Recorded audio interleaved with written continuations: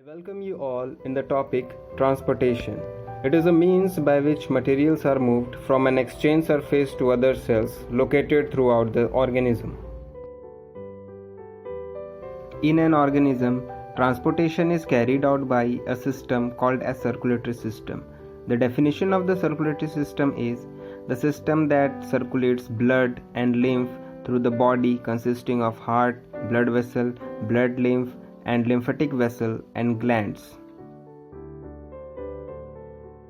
Let us see the human circulatory system.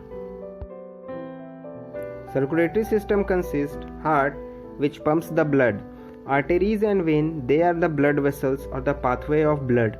Blood and lymph, they are fluid medium for the circulation of materials. Human heart consists 4 chambers: right atrium, right ventricle, left atrium, and left ventricle. Here is the schematic diagram of heart which shows the different parts of the heart. Some important parts are aorta, from where the oxygenated blood comes out from the heart to the different parts of the body, and vena cava, from where the deoxygenated blood comes to the heart from the different parts of the body. And pulmonary artery and pulmonary veins means that artery and vein is connected to the lungs. In this diagram it is shown that how blood passes from the heart. The blue portion, that is right atrium and right ventricle, consists deoxygenated blood. All the deoxygenated blood from the body comes to the right atrium through vena cava. When right atrium compresses, blood goes to the right ventricle. Then blood is pumped out from right ventricle to the lungs by pulmonary artery. In the lungs, gaseous exchange takes place. The deoxygenated blood contains carbon dioxide which diffuses to alveoli, and the oxygen from alveoli diffuses to the blood. Now, pulmonary vein carries oxygenated blood to left atrium. When left atrium is get compressed, all the bloods poured into left ventricle. Then left ventricle is compressed, then all the oxygenated blood goes throughout the body through the aorta. Next, here is the difference between arteries and veins. The main difference between arteries and veins is arteries carry oxygenated blood while veins carry deoxygenated blood. Next is blood. It is connective tissue which is fluid in nature. It is made up of solid blood corpuscles and liquid medium. Solid blood corpuscles contain 3 types of cell. The first one is RBC, red blood cell. It carries oxygen and carbon dioxide to different cells and also contains hemoglobin, which is responsible for red color in the blood.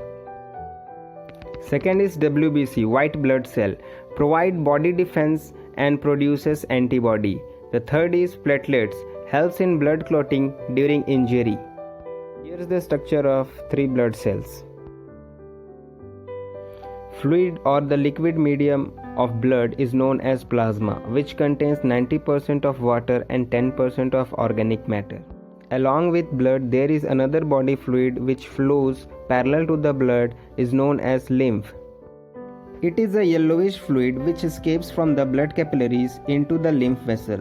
It helps in the defense mechanism of the body and helps in the formation of antibodies.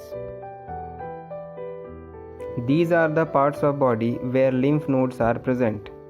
Lymph flows parallel to the blood in lymphatic vessel as shown in the figure. What is double circulation? The human circulatory system is double circulatory system. It has 2 circuits and blood moves twice through the heart while completing 1 complete circulation through circuits. In this figure, both the circuits are shown. The first circuit is between lungs and heart, that is known as pulmonary circulation, and the second circuit is between heart and the other parts of the body, that is known as systemic circulation. As you can see, for 1 circulation of the blood, it has to enter twice in the heart. Now let us understand the transportation in plants. In plants there are two conducting pathways, xylem for water, phloem for food. Xylem is a conducting tissue which carries water and minerals from root to other parts of the plant. The components of xylem are vessels, tracheids, xylem parenchyma and xylem fiber. Phloem is conductive tissue which carries product of photosynthesis from leaves to other parts of the plants. It needs energy for this process. Components of phloem are sieve tube, companion cell, phloem parenchyma, phloem fiber. Transport of food from leaves to other part of the plant is called as translocation. Here is the schematic diagram of xylem and phloem. You can see the direction of xylem is from root to other parts of the plant and the direction of phloem is from leaf to other parts of the plant. Transpiration. Loss of water as vapor from aerial parts of the plant is known as transpiration. Transpiration is known as the necessary evil for the plants because it regulates upward movement of water and mineral, creating a transpiration pool. Helps in temperature regulation in plants. Here is the diagram showing the transpiration. This is the end of the topic transportation. In the next video we will see the new topic, that is excretion. Till then, bye bye, keep watching.